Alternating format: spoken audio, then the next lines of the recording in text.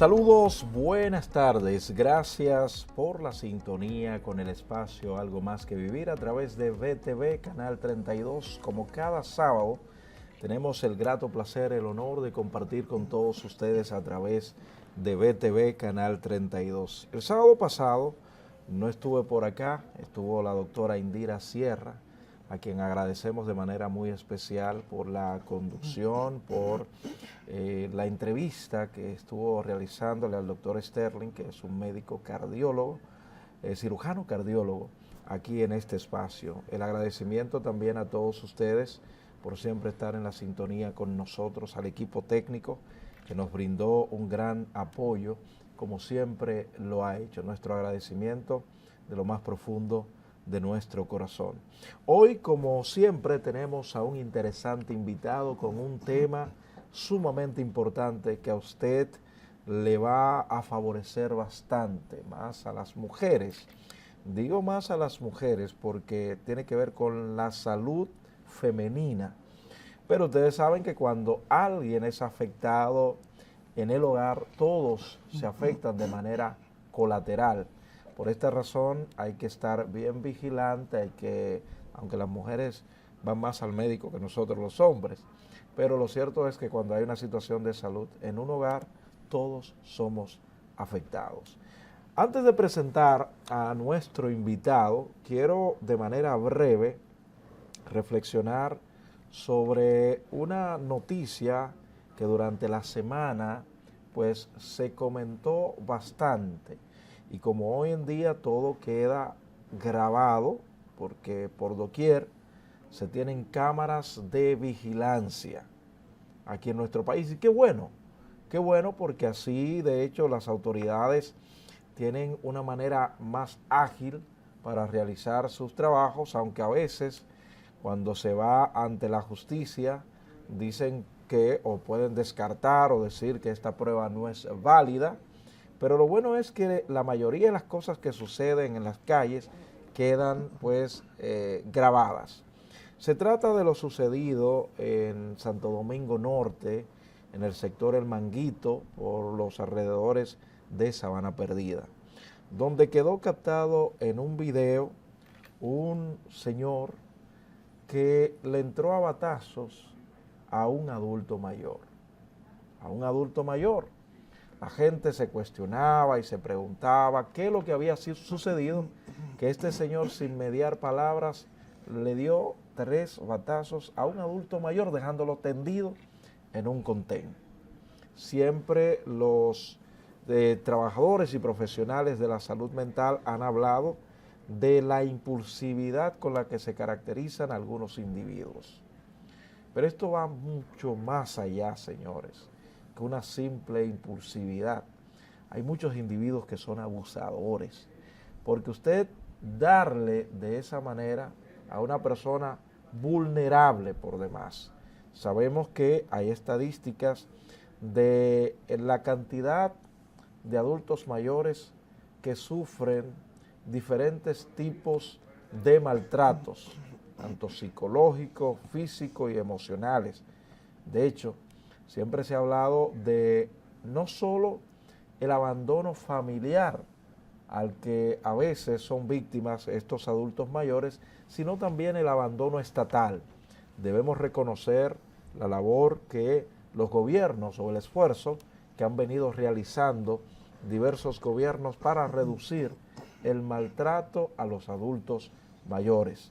Conforme a las informaciones recabadas, ese señor puede ser sometido no solo por lo ocurrido en ese momento, porque se dice que la discusión que sostenían el adulto mayor y este individuo es porque el señor, el adulto mayor, tiene una hija menor de edad, unos 16 años, 17, que este señor había decidido vivir o convivir con ella y él se oponía a esa situación, lo que lo irritó y sin mediar palabras pues le entró a batazos.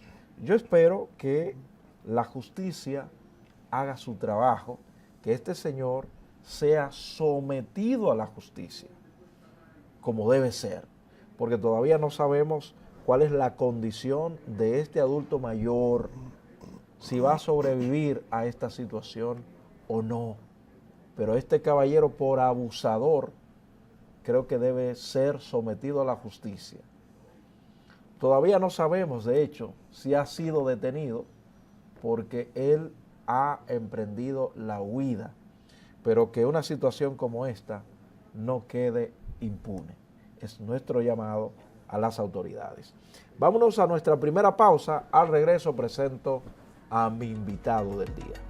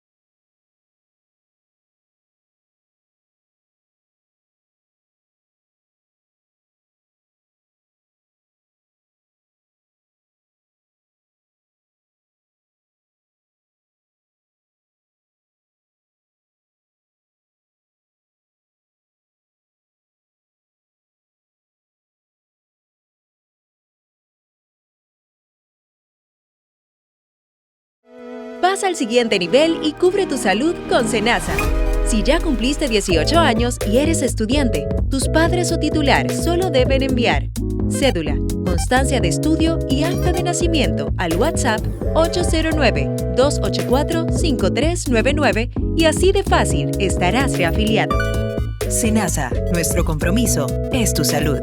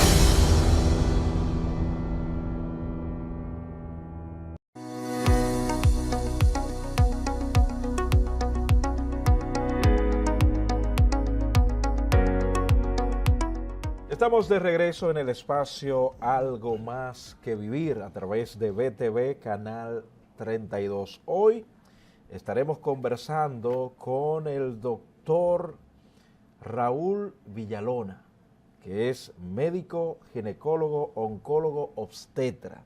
Buenas tardes, doctor Villalona. Buenas tardes. ¿Cómo se siente? Bien, por la gracia de Dios. Hoy tenemos un tema sumamente interesante que desde ya fuera del aire veníamos conversando sobre el cáncer de endometrio, doctor. Ese es el tema que nos ha traído en esta tarde a través de BTV en el espacio Algo Más que Vivir, como siempre con interesantes orientaciones médicas. ¿Cómo podríamos nosotros, doctor, ya en otras ocasiones hemos compartido, ¿verdad?, en otro espacio y hemos visto ante todo su magnífica exposición y el dominio sobre los temas que usted pues maneja. ¿Cómo podríamos nosotros definir, doctor, el endometrio? Bueno, el endometrio es definido como la capa más interna del útero. Esta no es más que la capa funcional de dicho órgano. Es el que se ve alterado durante las diferentes fases del ciclo menstrual. Este es el que normalmente se descama a final de cada ciclo y es lo que las mujeres ven normalmente como el líquido menstrual. Okay. O sea, este endometrio se descama, produce ese sangradito y esos coagulitos no son más que el tejido endometrial que se elimina junto con la sangre. ¿Esa es la función fundamental del endometrio? La función fundamental del endometrio no. La función fundamental del endometrio es crear un ambiente propicio para cuando se da una fecundación de un óvulo, tener un espacio adecuado para que este óvulo pueda implantarse en la cavidad endometrial. Y este endometrio es el que va a aportar la irrigación sanguínea necesaria para mantener con vitalidad este óvulo y posteriormente este óvulo se va dividiendo en células hasta que se forme el embrión. Perdón. Usted habló de la fecundación, pero termine la idea para que nos explique esto bien de la fecundación, doctor. Mira, te digo, la fecundación se da obviamente a nivel de la trompa, que no es más que la unión del óvulo y el espermatozoide. Ahora bien, el endometrio es la capa más interna del útero. Y en la cavidad endometrial, que es ese espacio que se forma dentro del útero, es donde se va a alojar ese óvulo luego de la fecundación y donde se va a desarrollar el embarazo. ¿Ok? Este endometrio crea una zona de confort bien acolchada, con vasos sanguíneos que le van a dar un aporte de nutriente adecuado a este óvulo. ¿Ok? Para que éste pueda entonces desarrollarse, dividirse y formar el embrión que posteriormente va a ser un feto y posteriormente un bebé. ¿Ok? ¿Cuáles son las principales afectaciones que puede sufrir el endometrio? O sea, ¿cómo puede ser afectado? ¿Cuáles son las principales patologías del endometrio? Bueno, el endometrio en sí directamente dentro de la cavidad endometrial, lo más frecuente que vemos en mujeres jóvenes y en la perimenopausia son los procesos de las hiperplasias del endometrio. En sentido general, una hiperplasia no es más que el aumento en el número de células en una determinada superficie u órgano. Aquí que vamos a ver que este endometrio va a crecer de forma organizada en algunos casos, desorganizada en otros. ¿Eso es la endometriosis? No. Esto es la hiperplasia endometrial, que no es más que este endometrio se engruesa más de los límites normales, producto a que hay un aumento de células. Esto es secundario a que la paciente normalmente tiene mucho estímulo por parte de los estrógenos y no tiene una contrarregulación, o sea, una hormona secundaria que es la que frena el crecimiento de este endometrio, que es la progesterona. Ahora, por otra parte, la endometriosis, que fue a lo que te referiste, no es más que cuando esas células del endometrio salen de la cavidad y van y se implantan en otro lugar, como por ejemplo a nivel del hueco pélvico, en la vejiga, en el recto, por ejemplo, y ocurren esas implantaciones anormales del tejido endometrial fuera de la cavidad del endometrio. Eso se llama endometriosis. Incluso puede ir dentro del mismo músculo del útero y ya no se llama endometriosis, sino adenomiosis. Okay. Son patologías muy diferentes. Sí. La endometriosis, básicamente, el signo cardinal es el dolor pélvico, sí. sangrados uterinos abundantes, pero más que todo el dolor. El dolor. Está caracterizado más por dolor. el dolor. Doctor, quise hacerle esas preguntas antes de entrar al eje central de nuestro tema acerca del cáncer de endometrio. ¿Cuáles son las principales causas de este tipo de cáncer de endometrio, doctor? Ciertamente las causas o factores de riesgo, porque no sabemos la génesis exacta de por qué se desarrolla esta entidad, pero sí hay factores de riesgo que predisponen a la paciente a que desarrolle dicha patología. En primer lugar, una paciente de edad avanzada. Son más frecuentes en que te hagan una patología endometrial que las pacientes jóvenes. Aunque no descarta, dice la literatura, que aproximadamente un 5% de los cánceres de endometrio se van a presentar por debajo de 50 años, perdón, de 40 años. Ya el 90-95% por encima de esta edad. La obesidad, la hipertensión arterial, la diabetes. Son 3 factores de riesgo muy importantes en la génesis del cáncer de endometrio. Factor de riesgo, pacientes que tienen una menarquia muy temprana. Menarquia, sí, para los que no entienden, no es más que pacientes que ven la menstruación a edades muy tempranas, 9, 8 años, y que se une a que esa misma paciente presente una menopausia muy tardía, luego de los 50 años. Mientras más temprano inicia la menarquia y más tarde termina, son factores de riesgo. ¿Por qué? Porque expone a ese endometrio a más ciclos menstruales, a más exposición por el estrógeno. ¿Okay? Y dijimos que, aunque hablamos de hiperplasia, fue que se debe un crecimiento del endometrio porque el estrógeno prolifera el endometrio, pero la progesterona no lo contrarregula. La mayoría de los cánceres de endometrio de por sí son de tipo endometrioide, que van a responder a los estrógenos. ¿Okay? También que pacientes que están sometidos a una terapia de reemplazo hormonal solamente basada en estrógeno y no le ponen progesterona que lo contrarregule. Y también tenemos pacientes que tienen condiciones familiares, genética, predisposición genética, como las pacientes que tienen el síndrome de Lynch, que son pacientes que hacen cáncer colorectal también. Y esas son las condiciones básicas. Dijiste algo que me llamó bastante la atención, el reemplazo hormonal, que está muy de moda en este tiempo y precisamente en pacientes ya con una edad, diríamos, madura, por no decir ya de adulto, ¿no? Esto del reemplazo hormonal está muy de moda, se habla de hormonas bioidénticas y todo lo demás. Dice que eso puede ser un factor si no se pone algo que contrarreste. Sí. Mira, ciertamente soy fiel abanderado de lo que es la terapia de reemplazo hormonal. Y las pacientes que se colocan en terapia de reemplazo hormonal lo agradecen todas. Porque tú le vas a mejorar todos los síntomas propios de la menopausia. ¿Okay? Y obviamente eso es lo que se busca. Ahora, la terapia de reemplazo hormonal no hay que satanizarla.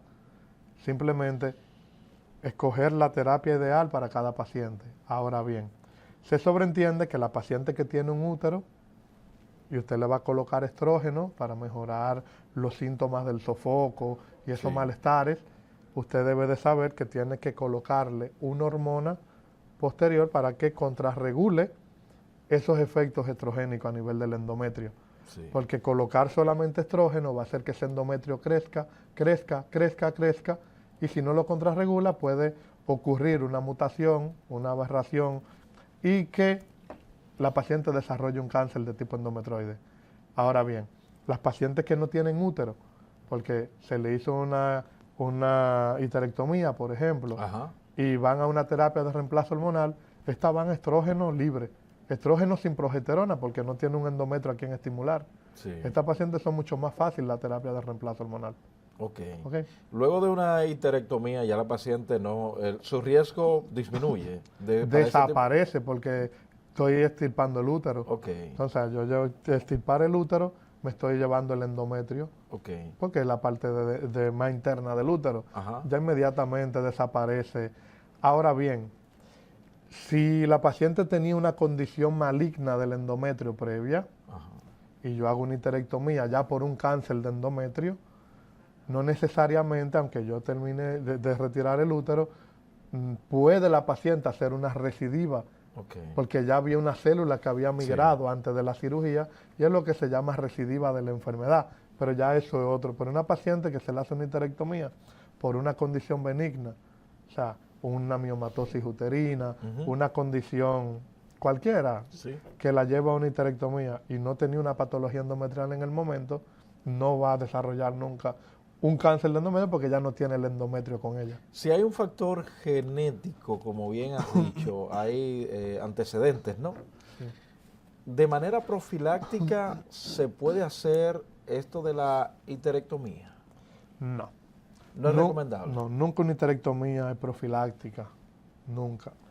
A diferencia de lo que pasa en el cáncer de mama. Exacto, En el por eso cáncer- le hago la pregunta. sí, en el cáncer de mama sí tenemos pacientes que pudieran estar mutadas, un BRCA1, BRCA2, Sí. que son pacientes que sí está estipulado que se benefician de una resección o una mastectomía bilateral o incluso oferectomía en la mayoría de los casos, porque el riesgo es muy alto a desarrollar un cáncer de mama antes Sí. de los 70 años. Se habla cerca de un 70% de las pacientes. En cáncer de endometrio no. Cáncer de endometrio, hay factores genéticos que te predisponen, sí. Sí. Esas pacientes que tienen factores de riesgo predisponentes, lo que sí se recomienda es un seguimiento más de cerca, haciéndole sonografía controles que te van a informar que el endometrio se está engrosando Sí. de forma o sea, de forma anormal, y tú biopsia el endometrio con tiempo y trata de identificar lesiones que van antes del cáncer, como son Sí. las hiperplasias, ¿entiendes? Y va tomando conducta conforme van apareciendo las alteraciones. Pero no necesariamente hay que extirpar un útero por un factor de riesgo de que un familiar, puede Sí. ser un familiar directo como la madre, haya tenido un cáncer de endometrio. Eso no es Bien. indicativo, sin qua non, de hacer una histerectomía. El tabaquismo se ha relacionado con diversos tipos de cánceres, doctor. En este caso, con el cáncer de endometrio, ¿podría estar relacionado el tabaquismo? Mira, tú tocaste un tema muy bueno que no me gusta ni siquiera mencionarlo, porque parece paradójico, pero en el único cáncer donde el tabaquismo juega un papel protector es en el cáncer de endometrio. ¿Cómo va a ser, Sí, doctor? y no me digan No, que no estoy voy a hablar sorprendido. al respecto porque se ponen a fumar la paciente. No, pero es extraño. Es Muy- extraño, muy pero es el único cáncer donde sí No, pero usted lo dice así, a mí me toca investigar sobre eso, doctor. el endometrio tiene, o sea, el tabaquismo tiene un factor protector para cáncer de endometrio. Es el único. Es el único. Ajá. Fíjese que en principio de la historia se hablaba, de hecho, que supuestamente el tabaco pues era capaz de curar cierta cantidad de cáncer, pero luego se demostró todo lo contrario. No. Entonces, mire qué pregunta. Sí. Y fíjese, como usted dice, no va a profundizar, no sea que... Tiene un factor, es un factor protector ligeramente, es lo que dice la evidencia. Ok. Pero ciertamente, ¿a qué costo? Porque sí. te dispara la incidencia de cáncer de pulmón. Hace todo lo contrario con el cáncer de cuello uterino, Sí. que no es un factor protector, ni de cáncer de mama tampoco. Ajá. Entonces, ¿para qué fumar? eh, Para protegerte de un cáncer de endometrio cuando Cuando- te está provocando otros. ¿Ok? Muy O sea, Entonces, vámonos a una nueva pausa, doctora. Al regreso, vamos a hablar un poquito acerca, aunque ya mencionó uno, de los signos y los síntomas del cáncer de endometrio. ok. Pausamos.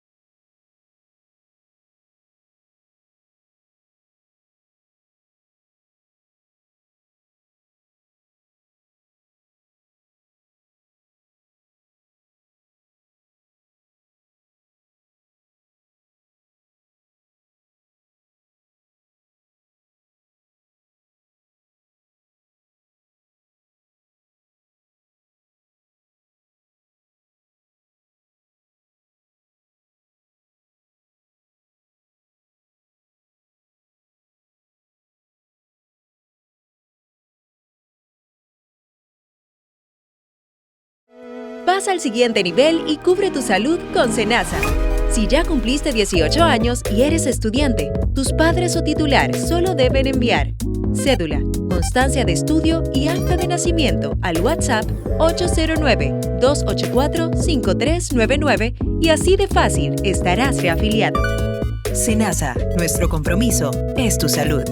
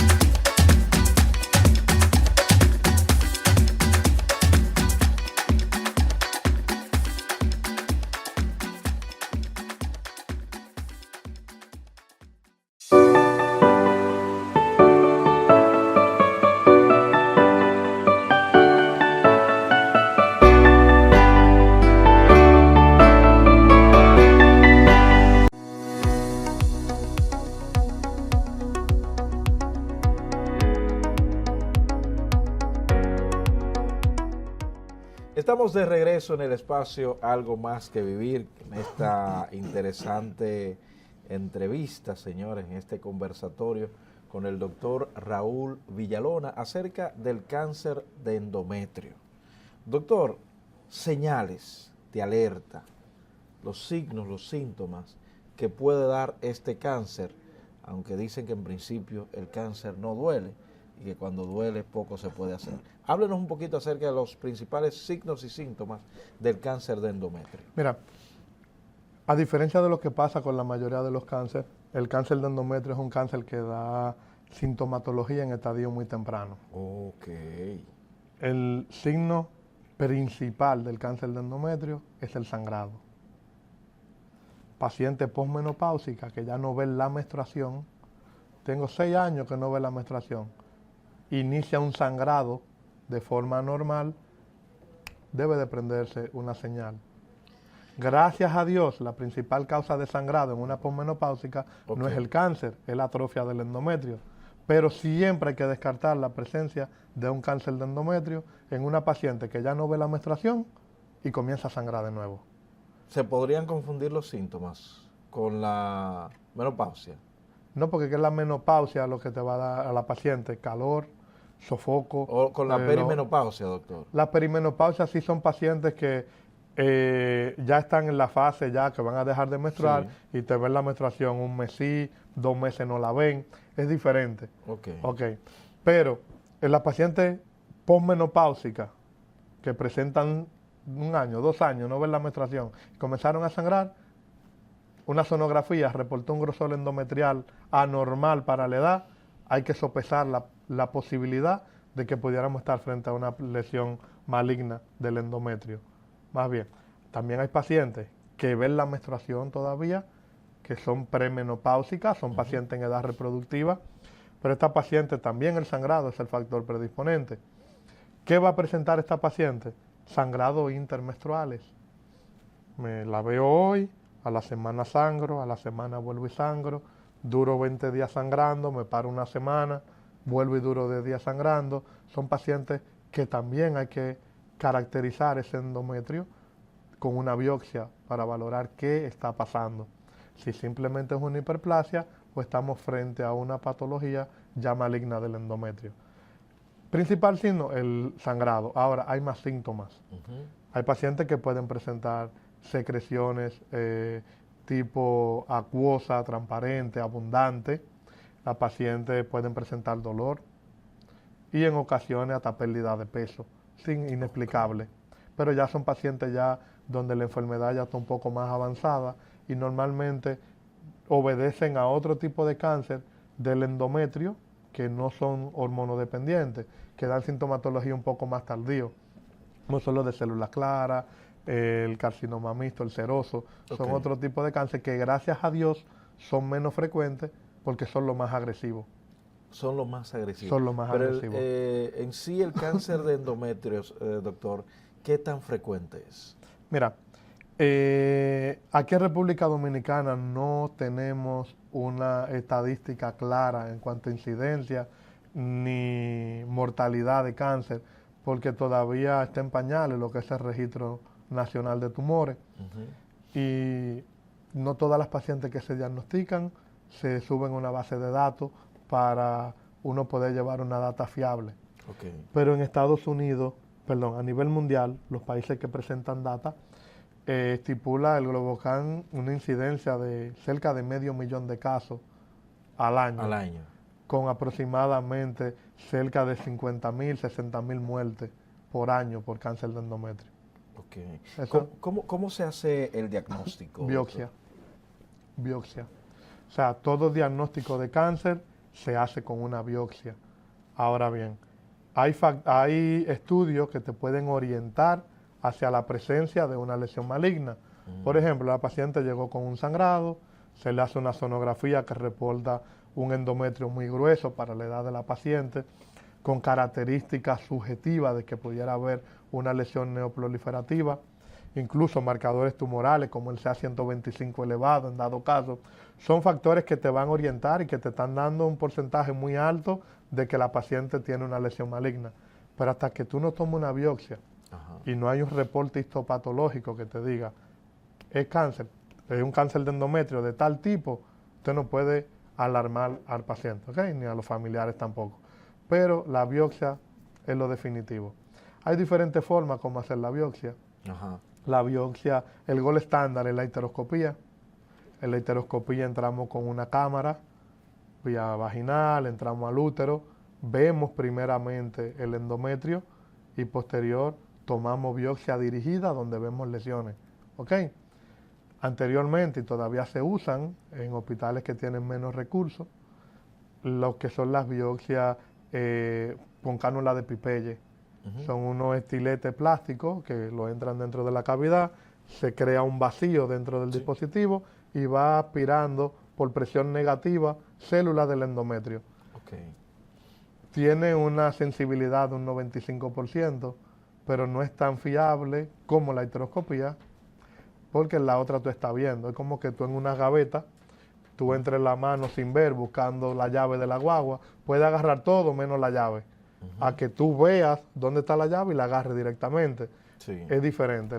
La histeroscopía en realidad es el gol estándar ya para las biopsias endometriales. A pesar de que, como bien usted señala, que la edad es un factor predominante para un cáncer de endometrio. Doctor, pero le voy a hacer la siguiente pregunta. ¿Embarazo y cáncer de endometrio? No. No.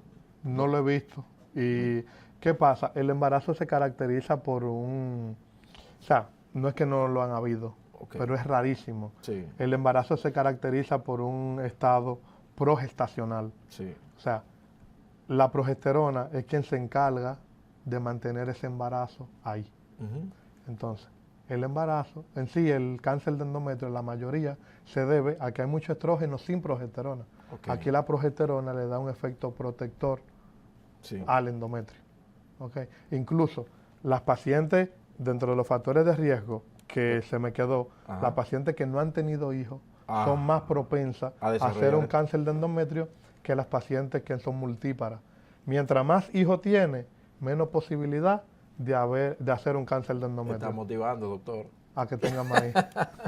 Pero miren qué interesante. Sí, siempre, de hecho, se dice que también esto del embarazo protege, o sea, también con lo que tiene que ver con el cáncer de seno, doctor. De hecho, las mujeres que lactan tienen menos posibilidad de desarrollar cierto tipo de cáncer de cáncer. Exacto. Entonces pasa lo mismo también con el endometrio. Sí, pasa lo mismo, porque si te fijas, en un principio te dije que la paciente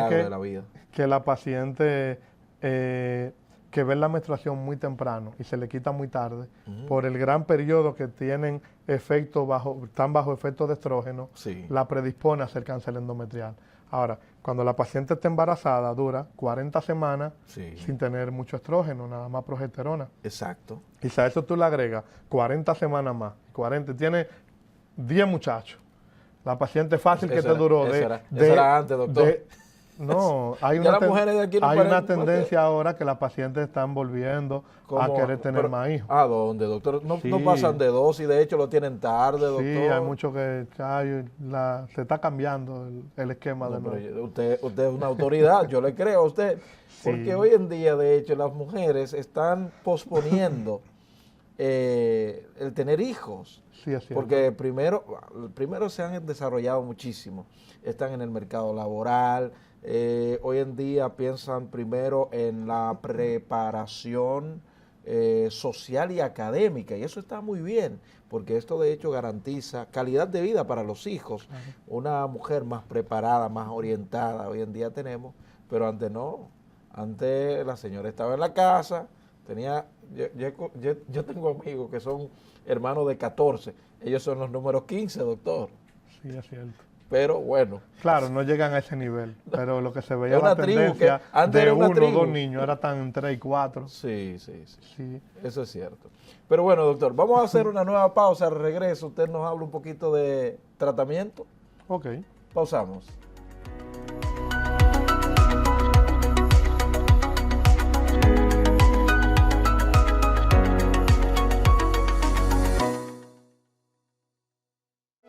Pasa al siguiente nivel y cubre tu salud con Senasa. Si ya cumpliste 18 años y eres estudiante, tus padres o titular solo deben enviar cédula, constancia de estudio y acta de nacimiento al WhatsApp 809-284-5399 y así de fácil estarás reafiliado. Senasa, nuestro compromiso es tu salud. En el Ministerio de Interior y Policía somos garantes de la seguridad.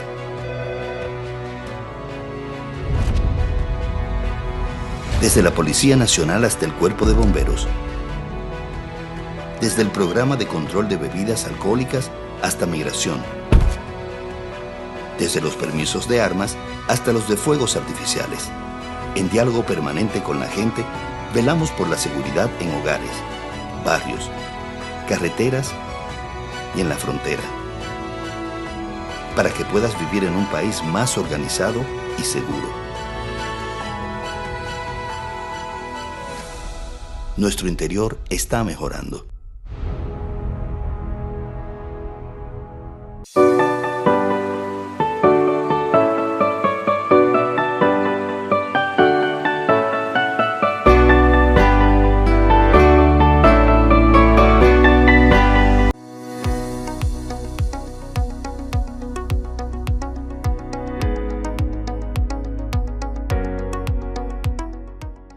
Estamos de regreso en el espacio Algo Más que Vivir, conversando con el doctor Raúl Villalona sobre el cáncer de endometrio, aquí en el espacio Algo Más que Vivir. Y hablábamos acerca de que las mujeres, ¿verdad? Si él lo dice, yo lo creo, es una autoridad, tiene que ver con esto, porque él es ginecólogo, oncólogo y obstetra. Y por esto nos ha traído este tema, de que las mujeres están volviendo a parir, señores. Digo, el tema es cáncer de endometrio, pero este tópico que tocamos de que las mujeres están volviendo quizás a tener 3 o 4 hijos. Hubo un tiempo que no pasaban de 2 y 1, y eso pues se entendía. De hecho, se decía, doctor, que eran las extranjeras que más estaban pariendo aquí en nuestro país, que son las que dicen, no, yo voy a tener lo que Dios me dé. O sea, no. Gracias a las medidas. Sí. Entonces, pero qué bien, qué bien. Y es una bendición tener sus hijos, y eso se ha demostrado, señores. Se ha demostrado. Porque llega una etapa de la vida que usted y yo ya no podremos valernos, y ojalá pudiéramos, como en algunos casos, valernos por nosotros mismos, pero llega un momento que quienes tienen que tomarnos de la mano, guiarnos y hacerse cargo hasta de nosotros, en muchas ocasiones son nuestros hijos, nuestros vástagos. Por eso es que de hecho hay un pasaje bíblico que llama bienaventurado el varón que llenó su albaja de ella, algo así dice, refiriéndose a los hijos. Pero, doctor, le decía que vamos a hablar ahora de tratamiento. Antes de pasar a este punto, relación entre diabetes y cáncer de endometrio en una mujer. Es un factor predisponente, como le estoy diciendo. Sí, la diabetes, igual que la obesidad. Y es básicamente por el acúmulo de grasa que hay en el cuerpo. Son pacientes que normalmente acumulan grasa, y la grasa, ¿qué pasa? El tejido graso cuenta con una enzima que es la aromatasa, sí, y que hace que aromatiza los andrógenos que tiene la mujer a nivel del tejido graso y lo convierte en estrona. La estrona es un estrógeno de mala calidad, que lo único que va es a estimular el endometrio a que éste crezca. Crea un proceso hiperplásico y posteriormente pudiera desarrollar un proceso neoplásico, que sería ya el cáncer de endometrio. Muy bien. ¿Y el cáncer de colon influye o podría influir en el cáncer de endometrio? Bueno, es una pregunta muy buena. Hay pacientes que tienen condiciones heredofamiliares de síndromes que se caracterizan porque pacientes hacen cáncer de pulmón, próstata, colorectal, endometrio dentro de la misma familia, el famoso síndrome de Lynch. Okay. O sea, pacientes que sí, la mamá, un tío tuvieron cáncer de colon y tienen un síndrome de Lynch en la familia, esa paciente está propensa a poder desarrollar un cáncer de endometrio. Muy bien. Ahorita hablabas acerca de los diversos cánceres de endometrio, doctor, y hablaba de los más frecuentes y de los menos frecuentes. ¿Qué tan letal es el cáncer en sí de endometrio? Mira, todo depende, como todo cáncer, en el estadio que tú diagnosticas la enfermedad. Si se diagnostica en un estadio 1, donde todavía está localizado dentro del útero, la sobrevida de los cánceres se miden a 5 años. Aproximadamente un 90% de los pacientes, a un 95% de los pacientes a los 5 años en un estadio 1 van a estar con vida todavía a los 5 años. Ahora bien, dentro ya en un estadio 4, que ya donde tú lo diagnosticaste, que ya hay metástasis, sí, esa sobrevida se reduce, que a los 5 años aproximadamente, menos del 30% de los pacientes ya están con vida a los 5 años, porque va directamente proporcional la sobrevida de la enfermedad al estadio en el que se diagnostica. Todos los cánceres son así. Muy bien. Como dicen aquí, el pasmo con tiempo tiene remedio. Mientras más temprana tú logres identificar la enfermedad y hacer las intervenciones oportunas, sí, para dicha enfermedad en un estadio temprano, la paciente, la sobrevida es muy, muy buena. Yo siempre he dicho que aquí en nuestro país y muchos países de América Latina no existe la cultura de salud. ¿A qué me refiero con esto? Hay países que todos los años los ciudadanos tienen que realizarse diferentes estudios. De hecho, hay algunos que es por obligación, Sí. que tienen que hacerlo. Esto beneficia tanto al ciudadano como al Estado, porque la salud debe ser preventiva. Es más barata. Es más barata y más efectiva, de Claro, hecho. claro. Más efectiva. Ujú. Eso no es tan difícil de lograr. Tenemos gran parte de nuestra población que labora.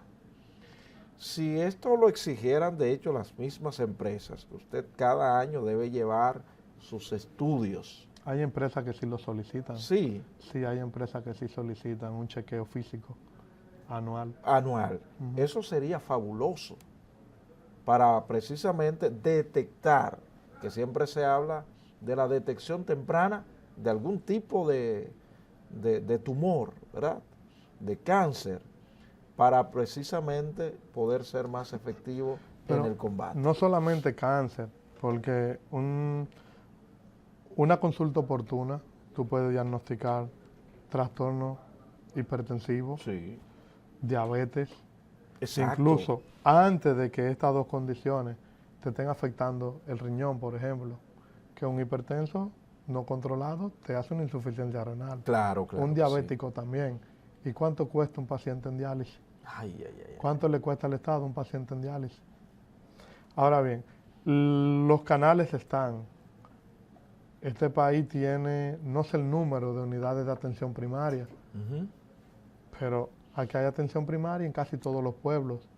Ahora, la cultura dentro de la sociedad no está de Exacto. buscar atención. Sí, Ok. la Pero gente va de que en el último momento. cuando ya está prácticamente mal. En realidad, es raro el pueblo aquí en República Dominicana que no tenga una unidad de atención primaria que tenga un médico. Y el alto número de individuos que ya cuenta con el carnet de seguro. Eso es astronómico. Aquí Sí. cerca del 80% ya de la población. La última vez vi como un 97, No 90. es que te digo Sí, pues, sí. sin temores para no Sí, errar, sí, sí. pero te digo que sé que más del 80%, sin temor a equivocarme, un Sí. 80%, tienen ya seguro del gobierno, o sea, el seguro subsidiado. El seguro subsidiado. Y la otra parte... Que no es malo. No es malo. no es ningún seguro es malo. Solamente también es la falta de orientación Exacto. de dónde debe de ir el paciente con determinada seguro. Sí, Por ejemplo, aquí todos los hospitales toman todas las aseguradoras. sí, sí. O sea, sí, desde la claro, privada hasta la subsidiada. Claro. Y tiene cobertura. Incluso cuando yo tengo un paciente diagnosticado con cáncer, la mayor felicidad que a mí me da es cuando me dice, yo tengo el subsidiado. Sí. ¿Por sí. qué? Porque yo sé que ese paciente no va a pagar un centavo. Así es. Va a recibir quimio, radiación, todo lo que necesita, hasta una terapia endocrina posterior sí, por sí, alto sí, costo. sí. Y no va a tener que pagar nada de diferencia. Me impresioné muchísimo, doctor, y perdone que estamos casi en la parte ya de hablar del tratamiento, pero bueno, tiene que ver. A mí me dieron un recorrido por la ciudad sanitaria, Luis Eduardo Aybar. Ok. Qué inmensidad. Y me contaron un poco sobre la historia de cómo sucedió todo. Los terrenos fueron donados por el extinto presidente doctor Joaquín Balaguer. Él entregó, creo que fueron 8 millones también en ese momento. Y quien le había propuesto o realizado la propuesta, que fue el doctor José Joaquín Puello, lo que él le dijo, según contaba el doctor Puello, usted lo que quiere es una plaza de la salud para los pobres. Esa fue la frase que le dijo Balaguer.